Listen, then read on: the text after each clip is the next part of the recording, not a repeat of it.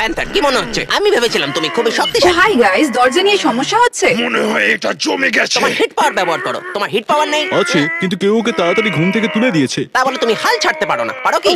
আসলে এটা জমে যায়নি, আমি এটাকে বন্ধ রেখেছি কারণ ওয়ার্ন করতে চাইছি যে আমাদের হয়তো শোনা উচিত ছিল ও কি বলতে চাইছে, কিন্তু আমি ওকে সহ্য করতে পারি না। হয়তো ও যেটা বলছিল ঠিকই বলছিল।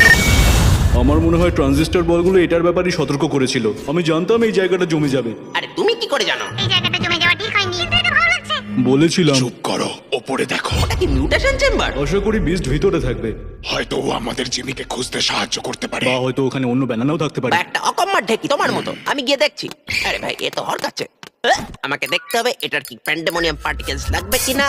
আর বানানা আমাদের ইউজ করো। তোমার শক্তিকে চেনো।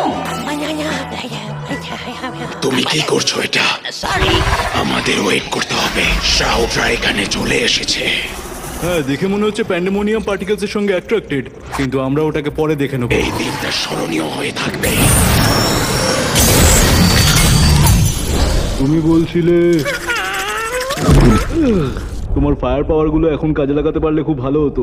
আমি চেষ্টা করছি। আমি বুঝতে পারছি প্যান্থারকে তাড়াতাড়ি তুলে দিয়েছি, তাই ওর মাথা কাজ করছে না। বললাম তো চেষ্টা করছি। হ্যাঁ, আগের বার চেষ্টা করতে গিয়ে আমার পা কেটে ফেলেছিলে। এই জন্যই সব সময় দেখে শুনে কাজ করতে হয়। ঠিকই বলছে। আমার কি সুন্দর দুটো পা ছিল, তারপর বানানা আমাকে রোবো স্পাইডার লেগ গুলো দিল। এই